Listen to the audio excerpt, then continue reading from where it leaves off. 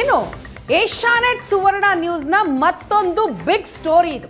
ಈಗಾಗಲೇ ರನ್ಯಾ ವಂಚನೆ ಆಯಿತು. ಆ ಕೇಸ್ ಏನೆಲ್ಲ ಆಗ್ತಾ ಇದೆ ಅನ್ನೋದ್ರ ಡೆವಲಪ್ಮೆಂಟ್ ಸುದ್ದಿಯನ್ನ ನಿಮ್ಮ ಮುಂದೆ ಇಟ್ವಿ. ಈಗ ಐಶ್ವರ್ಯ ವಂಚನೆ ಕಹಾನಿ. ಈ ಕೇಸ್ನಲ್ಲಿ ಏನೆಲ್ಲ ಆಗ್ತಾ ಇದೆ? ಏಷ್ಯಾನೆಟ್ ಸುವರ್ಣ ನ್ಯೂಸ್ನ ಮತ್ತೊಂದು ಬಿಗ್ ಸ್ಟೋರಿ ಇದು. ರನ್ಯಾ ವಂಚನೆ ಆಯಿತು, ಈಗ ಐಶ್ವರ್ಯ ವಂಚನೆಯ ಕಹಾನಿ.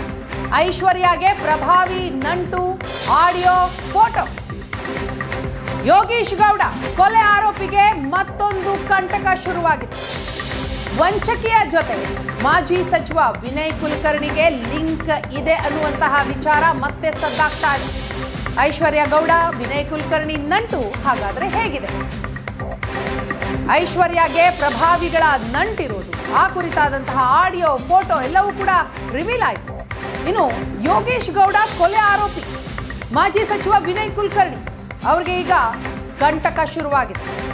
ಐಶ್ವರ್ಯ ಗೌಡ ಜೊತೆ ಅವ್ರಿಗೆ ನಂಟಿರುವಂತಹ ವಿಚಾರ. ಹಾಗಾದ್ರೆ ಐಶ್ವರ್ಯ ಮತ್ತು ವಿನಯ್ ಕುಲಕರ್ಣಿ ನಂಟು ಹೇಗಿದೆ ಅನ್ನುವಂತಹ ಬಿಗ್ ಸ್ಟೋರಿ ಇದೆ.